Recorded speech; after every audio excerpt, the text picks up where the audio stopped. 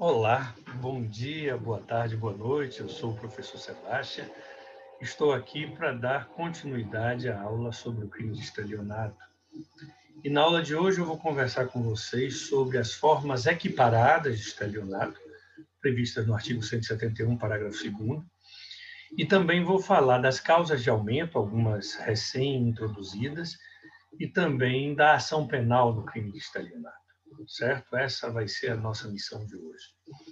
Quando a gente fala do crime de estelionato, a gente está falando da obtenção de vantagem ilícita em prejuízo alheio através de um meio fraudulento, certo? Que induz ou mantém a vítima em erro. Eu já falei isso para Vossas Excelências. Mas no artigo 171, parágrafo 2º, nós temos formas equiparadas de estelionato. Em relação a essas formas equiparadas de estelionato, é preciso que a gente veja que eles preenchem os mesmos requisitos do caput, via de regra.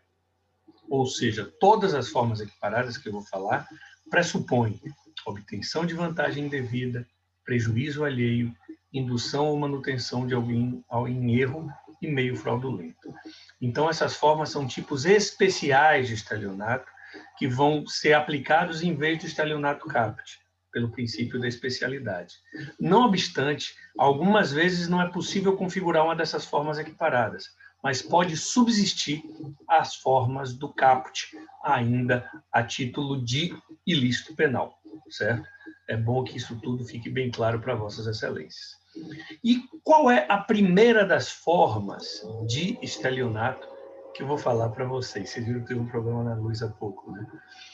Quais são essas formas? A primeira delas, vou mostrar para vocês agora, é aqui, a disposição de coisa alheia como própria. Está aqui, quem vende, permuta, dá em pagamento, em locação ou em garantia coisa alheia como própria. Ou seja, quem vende, permuta, dá em pagação, em locação ou garantia coisa, móvel ou imóvel, que não lhe pertence a terceiro, certo?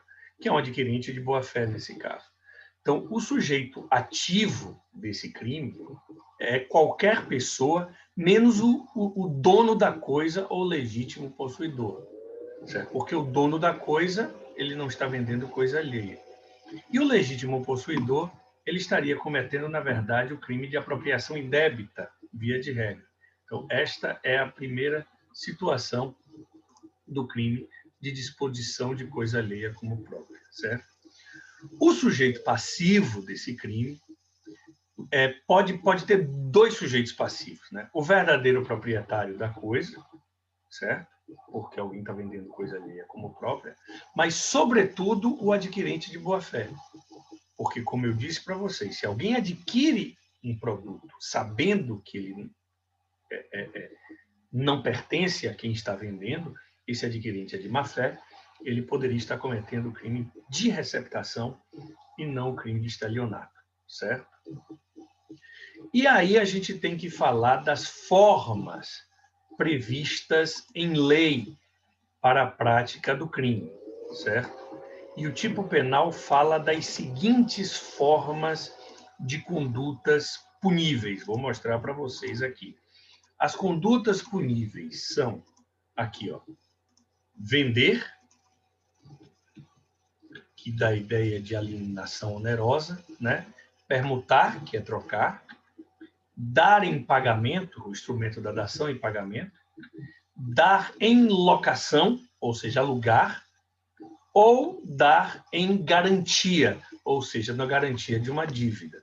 Cada uma dessas formas, que constitui, segundo o entendimento dominante, um rol taxativo, cada uma dessas formas tem uma forma, tem um meio diferente de consumar o delito, certo?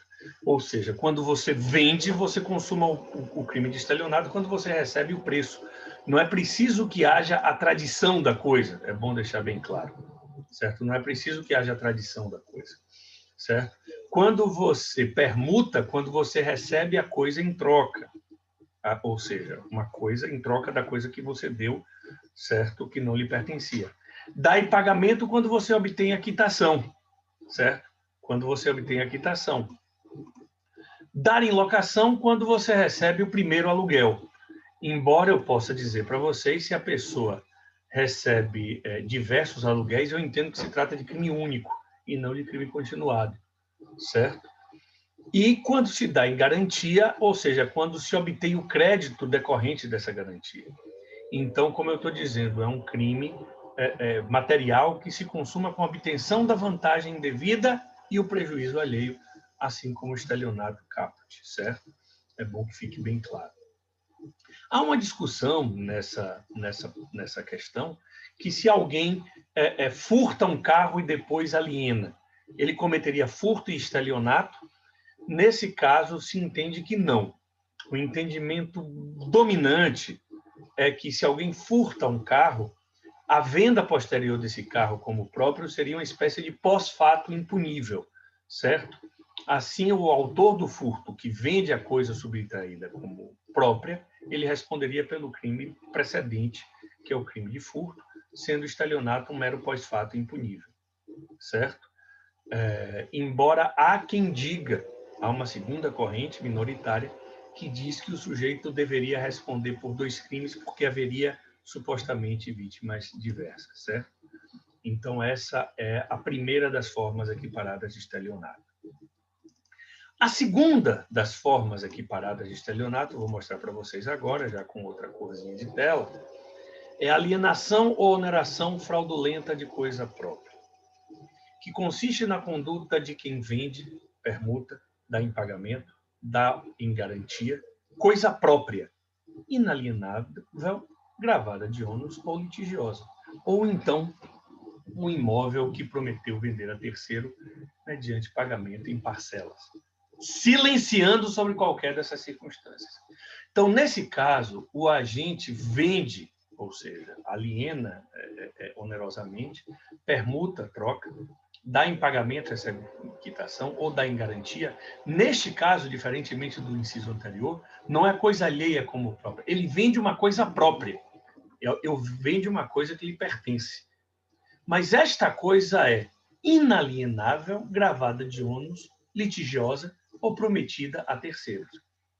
Então, a gente precisa entender essas formas aqui. O objeto material é coisa própria, o sujeito ativo, o crime é próprio, e somente o proprietário da coisa pode praticá-lo, e o sujeito passivo é o adquirente de boa-fé.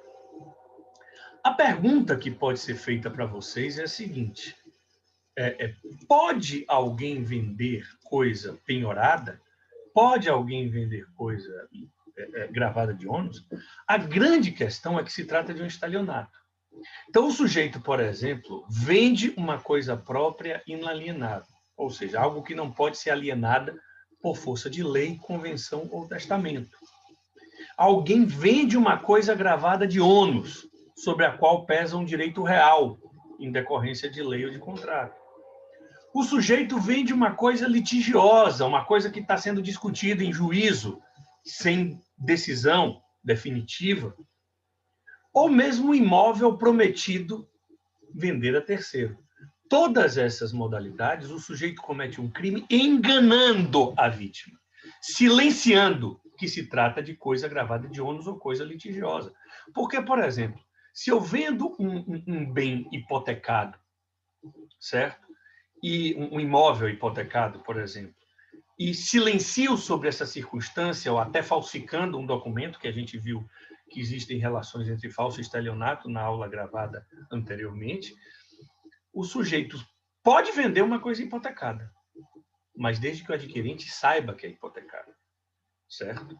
Então, nós temos essa situação específica, certo? Uma vez um aluno me perguntou, e se alguém doa uma coisa gravada de ônus? Nesse caso, não há estelionato, porque na doação não há obtenção de vantagem ilícita, tá certo?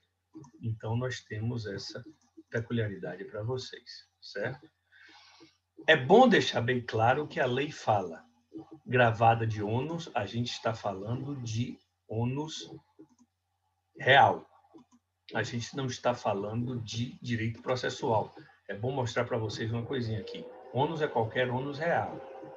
Não precisa ser real de garantia. Só que não se trata de penhora, que é um ônus processual. Quem vende coisa penhorada não comete o crime de estelionato, mas sim o artigo 179, fraude à execução, que é fraudar a execução, alienando, desviando, destruindo ou danificando bens ou simulando dívidas, que é crime de menor potencial ofensivo, pena de 6 meses a 2 anos, e somente se procede mediante queixa, é crime de ação penal de iniciativa privada. Vamos para o inciso 3 agora, vamos ao inciso 3, que é a defraudação de penhor. Opa, aqui, ó. Quem defrauda mediante alienação não consentida pelo credor ou por outro modo, a garantia pignoratícia, quando tem a posse do objeto empenhado. O penhor, como vocês sabem, é o direito real de garantia sobre bens móveis, certo? A coisa móvel fica vinculada à dívida. Aqui o artigo 1431, não está escrito aqui, mas eu vou escrever aqui, ó. Código Civil, artigo 1431. Constitui-se o penhor pela transferência efetiva da posse, que em garantia do débito ao credor ou a quem o represente, faz o devedor ou alguém por ele de uma coisa móvel suscetível de alienação. O que é nesse caso? Geralmente, no contrato de penhor, a coisa empenhada fica na posse do credor pignoratício. Por exemplo, eu tenho uma joia e vou contrair um empréstimo dando essa joia em garantia.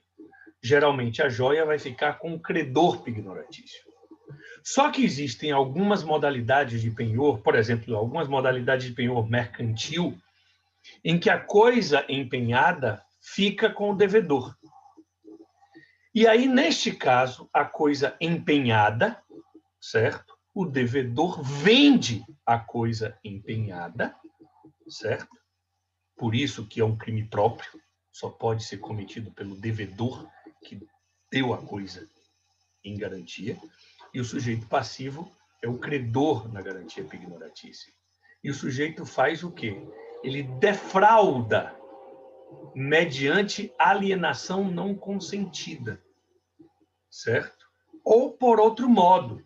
Então, ele pode vender a coisa empenhada sem o consentimento do credor, ou defrauda por outro modo, inclusive destruindo a coisa, certo? É bom deixar bem claro. Então, ele acaba com a garantia, alienando a coisa sem consentimento ou destruindo a coisa. Esse é o inciso 3. Vamos agora falar do inciso 4. O inciso 4, vou mostrar para vocês aqui agora, é a fraude na entrega de coisa. É quem defrauda substância, qualidade ou quantidade de coisa que deve entregar a alguém. Ou seja, está aqui, é a defraudação, é a lesão ou prejuízo da substância, qualidade ou quantidade da coisa a ser entregue. É necessário que preexista uma relação obrigacional que gere o dever de entregar a coisa. Então, existe uma relação prévia, obrigacional. O sujeito ativo, ele está obrigado previamente a entregar uma coisa a alguém e entrega uma coisa em natureza, substância, né? Qualidade ou quantidade. E vou explicar para vocês aqui. Quem defrauda a substância é a própria essência da coisa, certo? Ou seja, aqui eu estou falando, ou seja, de forma que quem se obriga a entregar uma pulseira de ouro a outrem e a substitui por outra de metal inferior pratica a referida conduta. Qualidade já se refere aos atributos da coisa, que dirige das demais, certo?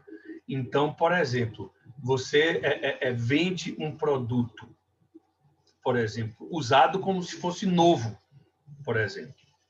E quantidade refere-se ao peso, ao número ou à dimensão da coisa. Aquele que vai entregar, por exemplo, aqui 1000 brindes e entrega 900.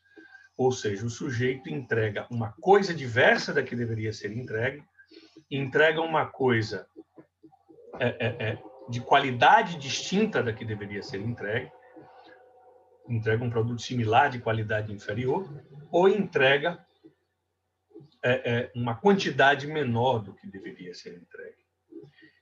Quando se tratar, é bom que se diga, no exercício de atividade comercial, há quem diga que vai haver incidência do artigo 175 do Código Penal, que eu estou mostrando aqui para vocês, que fala que é enganar no exercício de atividade comercial o adquirente ou consumidor, né?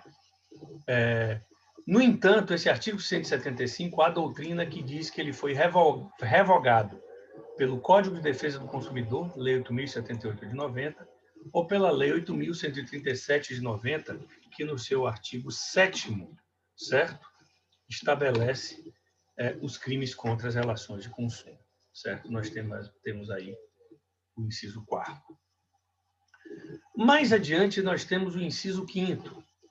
O inciso 5º, eu tenho um carinho, não posso dizer carinho, mas eu tenho uma atenção especial ao inciso 5º, porque foi esse inciso 5º que me inspirou a escrever minha tese de doutoramento sobre culpabilidade. E eu vou falar um pouquinho dele para vocês, ainda embora o objeto dessa aula é discutir apenas estelionato, eu só vou fazer uma digressão aqui para vocês. O que é que incide o inciso 5º? É o fraude para recebimento de indenização ao valor do seguro. É a conduta daquele que destrói total ou parcialmente, ou oculta a coisa própria, ou lesa o próprio corpo ou a saúde, ou agrava as consequências, olha, eu peguei o código na expressão original que ainda tinha trema, da lesão ou da doença, com o intuito de haver indenização ao valor do seguro. É imprescindível nesse crime, como bem aqui, a existência de um contrato de seguro vigente e válido. Certo? Não sendo vigente ou sendo válido, tem esse crime impossível, porque jamais o sujeito poderia receber o valor da coisa do seguro. Então, este delito pode ser praticado pelo proprietário de uma coisa que vai ser destruída e segurada, certo? Porque tem que haver o seguro. O proprietário da coisa ocultada e também segurada, né? E quem causa a lesão a si mesmo, e nem falei da letra D aqui, que é quem agrava a lesão a si mesmo, certo? Obviamente que admite concurso de pessoas. Esse crime pode ter um coautor ou um partícipe. E no que consiste a prática deste crime? Este crime é praticado quando alguém, primeiro, tem uma coisa segurada e ele destrói total ou parcialmente a coisa segurada, certo? Com o objetivo de receber o valor do seguro. Quando a pessoa oculta a coisa segurada, ele esconde ou mesmo faz desaparecer. Por exemplo, existe uma coisa segurada, você joga no mar, por exemplo. É uma forma de fazer desaparecer. E aí também responde por esse crime quem causa a lesão a si mesmo ou quem agrava a lesão a si mesmo. Isso está narrado no prefácio da minha tese de doutoramento, que uma pessoa, certa vez,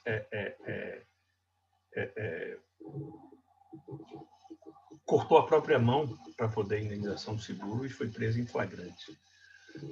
Nesta situação, a pessoa foi presa por este crime de fraude do seguro.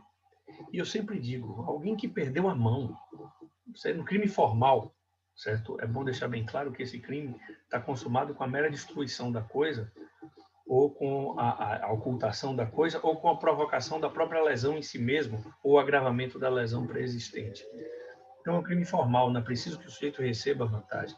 Eu não veria lógica em alguém ser punido numa situação dessa natureza.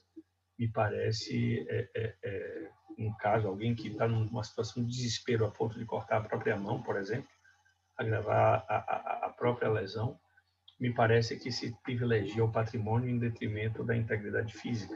Então, entendo que não deveria haver crime por ausência de culpabilidade nesse caso. Mas isso não há julgados que legitimam essa tese, pelo menos. Mas me parece proporcional, certo? Trata-se de crime formal. Por fim, em relação às formas equiparadas, eu tenho que falar, talvez, assim, de um crime que já foi muito frequente e hoje em dia diminuiu muito, que é a questão do cheque sem fundo, que é o tipo que fala quem emite cheque sem suficiente provisão de fundos em poder do sacado ou lhe frustra o pagamento, certo? Quem emite cheque sem suficiente provisão de fundos em poder do sacado ou lhe frustra o pagamento. Aqui as condutas puníveis, né? é quem emite cheque sem provisão de fundos ou quem frustra o pagamento do cheque emitido, por exemplo, sustando o cheque ou encerrando a conta, nesse caso específico. É bom deixar bem claro que cheque sem fundo é um crime de estelionato, que constitui na obtenção de vantagem devida em prejuízo alheio, mediante um meio fraudulento que induz ou mantém alguém em erro. Tanto que existe uma súmula do STF, a súmula 246, que diz: comprovado não ter havido fraude, não se configura o crime de emissão de cheque sem fundo. Certo? É bom que isso fique bem claro para vossas excelências aqui. E o que mais eu posso dizer? O cheque, como vocês sabem, é uma ordem de pagamento à vista, certo? Em favor do beneficiário. É bom deixar bem claro que emitir cheque sem fundo é estelionato, crime doloso, certo? A não compensação pelo mero desequilíbrio das contas não configura o crime. Tanto que não configura o crime, com muita frequência também, quem emite um cheque calção, porque esse cheque é um título executivo que é emitido como garantia de dívida. Cheque é uma ordem de pagamento à vista. Se você dá um cheque como calção, você está desnaturando o título, né? De modo que ele se torna um instrumento de garantia de dívida. Por isso que, ordinariamente, se entende que o que se chama de cheque pré-datado, que na verdade é pós-datado, em princípio não configura o crime porque se desnatura o cheque, deixando de ser ordem de pagamento à vista para ser mera promessa de pagamento. Mas, olhe bem, quando alguém emite um cheque pré-datado, por exemplo, de uma conta já encerrada, há má-fé desde o começo. E aí é possível que haja o estelionato caput, porque a emissão do cheque vai ser fraudulenta, certo? Deixando outra questão para vocês. Um cheque falsificado, cuja assinatura é falsa, é estelionato caput, porque o estelionato na modalidade de cheque sem fundo só pode ser cometido segundo o entendimento dominante pelo emitente, pelo titular da conta, certo? Cheque de terceiro cuja assinatura foi falsificada é estelionato caput. É bom deixar bem claro que, se houver reparação do dano, vai incidir a súmula 554 do Supremo Tribunal Federal. A súmula 554 do STF diz que o pagamento de cheque emitido sem provisão de fundos, antes do recebimento da denúncia, obsta ao processamento da ação penal. Na verdade, a súmula, certo? 554, ela diz o seguinte: que o pagamento de cheque emitido sem provisão de fundo, aqui eu vou mostrar para vocês a súmula aqui agora. A súmula eu vou justamente mostrar, que diz o seguinte, aqui, ó: o pagamento de cheque emitido sem provisão de fundos, após o recebimento da denúncia, não obsta ao processamento da ação penal. Lendo a súmula, a lei diz que, se você paga o cheque depois do recebimento, a ação prossegue. A contrário senso, se você paga antes, é extinta a punibilidade. Não se aplica o arrependimento posterior nesse caso. É uma causa de extinção da punibilidade, certo? É bom que isso fique bem claro para vossas excelências. O que mais eu posso dizer para vocês? Existem duas súmulas que estabelecem a competência, que é a súmula 521 do STF e a súmula 224 do STJ. Vou mostrar para vocês aqui agora, né? Porque o estelionato, como crime material, está consumado quando se consuma o delito. E qual é o momento consumativo do delito? Mostrando para vocês aqui agora, ó. Aqui, ó. Súmula 521 do STF. O foro competente para o processo e julgamento dos crimes, sob a modalidade da emissão dolosa de cheque sem provisão de fundos, é o do local onde se deu a recusa do pagamento pelo sacado. e a súmula 224 do STJ compete ao foro do local da recusa processar e julgar o crime de estelionato mediante cheque sem provisão de fundos. E por que isso? É interessante, pessoal, porque nesse caso específico, né, nessa situação específica, é por isso que antigamente somente se aceitava cheque da praça, porque era justamente na praça de onde houvesse a recusa do pagamento que se consumava o delito e que se definia a competência. Só que hoje em dia esse crime perdeu um pouco da força por conta dos pagamentos eletrônicos, que cada vez mais substituem o pagamento feito por meio de cheque. Cada vez menos se emite cheque hoje em dia. É bom deixar bem claro, como eu já disse, para revisar, o cheque como mera substituição de um título de crédito por outro não configura o crime, certo? Porque você está substituindo o cheque por outro, então não há prejuízo. Você tinha um título de crédito, você passa a ter outro título de crédito. Para fechar, eu preciso dizer só duas coisas mais para vossas excelências. Eu tenho que falar das causas de aumento, que eu vou mostrar para vocês agora, das causas de aumento, que diz aqui o seguinte, ó, parágrafo 3º. A pena aumenta-se de 1/3 se o crime é cometido em detrimento de entidade de direito público ou de instituto de economia popular, assistência social ou beneficência. Então, se o crime de estelionato é cometido em detrimento de entidade de direito público, como é muito comum, por exemplo, o estelionato previdenciário, certo? Por exemplo, de aposentadorias fraudulentas, certo? Nesse caso específico, a pena vai ser aumentada de 1/3. Não basta apenas que seja uma entidade de direito público, pode ser também um instituto de economia popular, de assistência social ou beneficência. E aplica-se a pena em dobro se o crime for cometido contra idoso, pessoa maior de 60 anos, a partir de 60 anos, né? E um dia a pessoa já é idosa.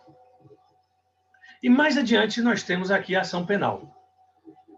Novidade, trazido pela famoso pacote anticrime, Lei 13.964 de 2019, que o crime somente se procede mediante representação, certo? A ação penal é pública condicionada à representação, estelionato, salvo se o crime for praticado contra a administração pública direta ou indireta, pessoa praticada contra criança ou adolescente, pessoa com deficiência mental ou pessoa maior de 70 anos, não é idoso, é pessoa maior de 70 anos, ou seja, são os idosos maiores de 70 anos, né? Porque se eles forem idosos entre 60 e 70, a ação penal depende de representação, ou pessoa incapaz. Então, salvo nessas hipóteses, se o crime for praticado contra a administração pública, criança ou adolescente, pessoa com deficiência mental, idoso maior de 70 anos ou pessoa incapaz, a ação penal somente se procede mediante